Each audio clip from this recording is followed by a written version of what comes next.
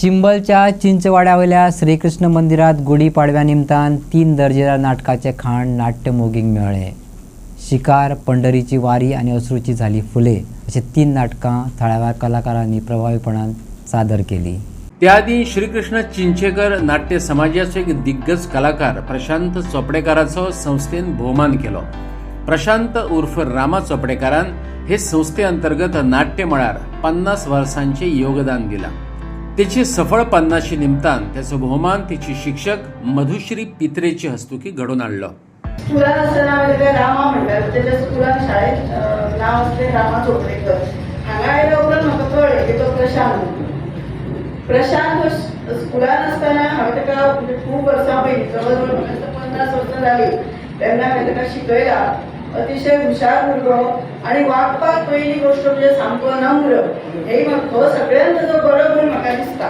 शिकतात भुरगे, अभ्यास करतात, सगळे बरें आसा.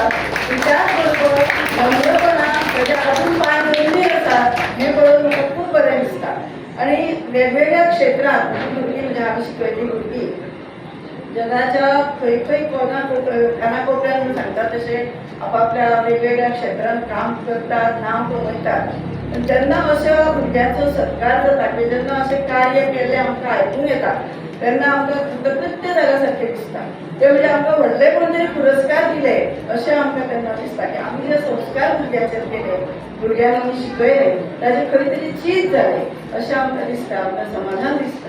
आनी आज म्हाका तीच भावना आसा.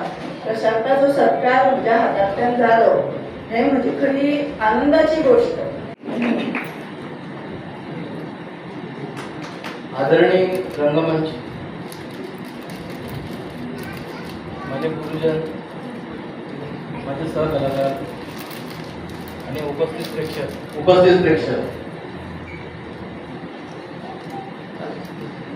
50 वर्षाची वाटचाल करताना हे नुसते शब्द नव्हे पण रक्ताचं पाणी करून जोपासलेली ही कला आहे. पण खरं म्हणजे हा सन्मान माझा एकट्याचा नाही. ज्याने ज्याने या रंगमंचावर आपली कला, आपलं योगदान दिलंय त्या सगळ्या कलाकारांचा हा सत्कार आहे. आणि रंगदेवता या रंगमंचानं मला पुष्कळ काहीतरी दिलंय, नाव दिलंय, मग माणसाची पारख करायला शिकवलं. अशा खूपशा गोष्टी या रंगदेवतेने मला दिल्या. गुढीपाडव्या निमतान श्रीकृष्ण संस्थेबरोबर चिंबलचे चिंचेकर नाट्य समाजान अनूय दर्जेदार नाटकांचे खाण नाटक मोगींक दिले. पयले दिसा शिकार हे मधुसूदन कालेलकराचे रहस्यप्रधान नाटक, दुसरे दिसा घनश्याम वेरेकराचे पंढरीची वारी, जाल्यार तिसरे दिसा प्राध्यापक डॉक्टर वसंत कानेटकराचे अश्रूंची झाली फुले हे नाटक सादर जाले. घेऊया ह्या नाटकांचो रसास्वाद. पडली आजची शिकार, पण जीव तर वाचला आम्ही. जीवाला जीव लावणारी दाजी सारखी माणसं होती म्हणून. अरे पण दाजी ये आता तुझीच आठवण काढली. आमचं भाग्य सरकार आपण आठवण काढली.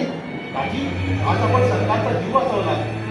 हे आमचे माय बाप, त्यांच्या जीवावर 2 घास खातो सुखानं. त्यांच्या जीवावर असं कोणाला उठू देईन का? दाजी आज तू कमाल केलीस. गवळलेल्या जमावाला गोल गोल म्हणता शांत केलास. आपल्या पायाची पुण्य आहे. पण सरकार आमची शिकार काय होती? डोक्यात घालावी अशीच होती. एक घेतात आयाचं जनावर. मला वाटतं सरकार आपण बंदुकीचा वापरच करू नये. नुसती नजरेची जनावर पडलंच पायावर येऊन. दाजी आजच्या तुझ्या कामगिरीबद्दल तुला काय द्यावा आम्ही? गरीबावरचा आया लो बसाच ठेवावा हेच मागणं पायाजवळ. हो बाईच रे, पण तुला काहीतरी दिल्याशिवाय बरं नाही वाटणार आम्हाला. पंत दाजीचा सारा आजपासून माफ. हे शेत आजपासून दाजीच्या मालकीचे. पण सरकार आम्ही शब्द दिला म्हणजे दिला. आता तुमचं उदाहरण घ्या. आमच्या वडिलांच्या वेळी तुम्ही साधे कारकून होता ना? होय सरकार. एके दिवशी भावनेच्या भरात आम्ही तुम्हाला मुख्य कारभारी केलं ना? जी सरकार. खूप ठरलंच तू आम्हाला. झाडावर काय चढायची, मुली काय मारायची, एका जागी स्वस्त बसलीच नाही कधी. आता बसू ना, खूप वेळ उद्या एक म्हणून म्हणलं. तुझा पूर्वीचा खट्याळपणा काही केला नाही. बस बस, तुझ्याच बहिणीचं घर आहे. ताई काय करते? त्यांची पूजा चालली आहे. आणि भाऊजी जातात वर गेले. तिथं अजून चालू आहे ना? तर ते जन्माचं. तू बस, मी बाईसाहेबांना बोलवतो. तुम्हीच बसा, मी खात जाते ताईला भेटायला. अगं मीना, तू केव्हा आली? आत्ताच तर आले. अगं पण कळवायचंच तरी. मी पत्र पाठवणार होते, पण म्हटलं पत्राच्या पूर्वी आपणच पोचणार. कारण मागच्या टाइमला मी SSC पास झाल्याबद्दलचं तू अभिनंदन पत्र पाठवली होतीस ना, ती मला फर्स्ट इयरच्या सेकंड टर्मला मिळालं.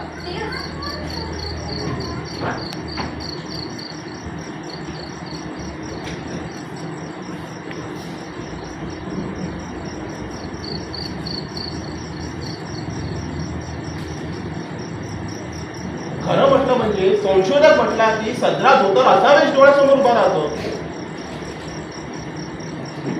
पूर्वी तोच देश होता आमचा, पण आम्ही फिरणार राहू ना त्या धोत्राचे वाऱ्याची विशेष संगती.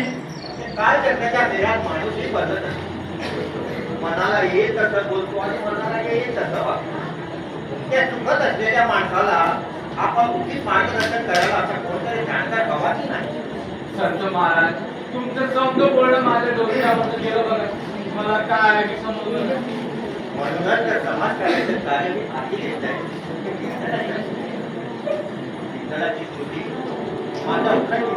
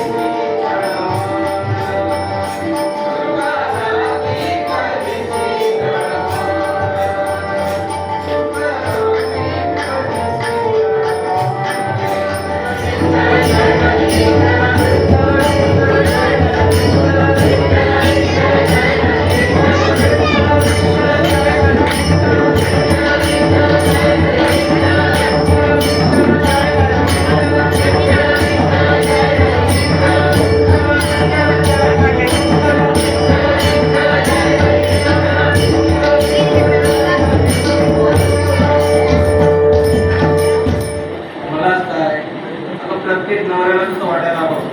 निदान वाटलं तरी पण श्याम खुशीच आहे ना. मीच समजदारी वाटलं मला. शांती बोलला नाही माझ्याशी.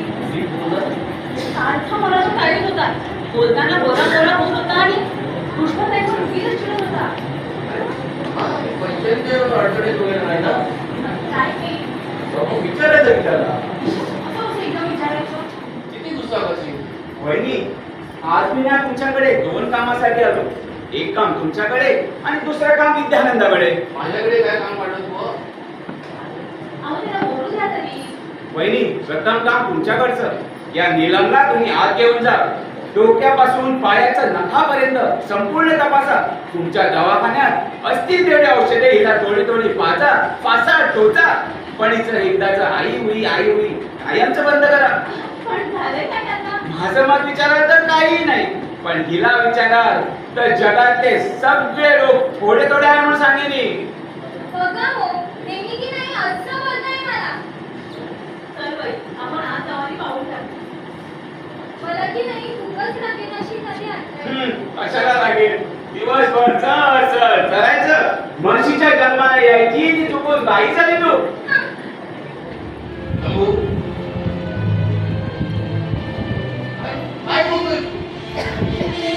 शांत हो विद्यानंद, शांत हो.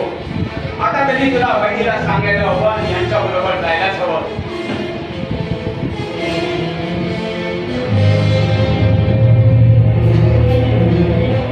आपण कोणत्या विषयात? ते आपले अनितीशास्त्र. काय दोन्ही माणसं बसले. हा प्रिन्सिपल एवढ्या विद्वान मान मान्यता पावलेला माऊल लागाची अफरातफर करेल असं वाटलं होतं कोणाला? आपण इन्स्पेक्टर दांडरफळेच ना. हो. आपला हप्ता तरी आपल्यावर वेळेवर पोचतो की नाही? तोंड सांभाळून बोला. मी शांभू महादेव. म्हणजे ते तेच काय म्हणणं आहे तुझं?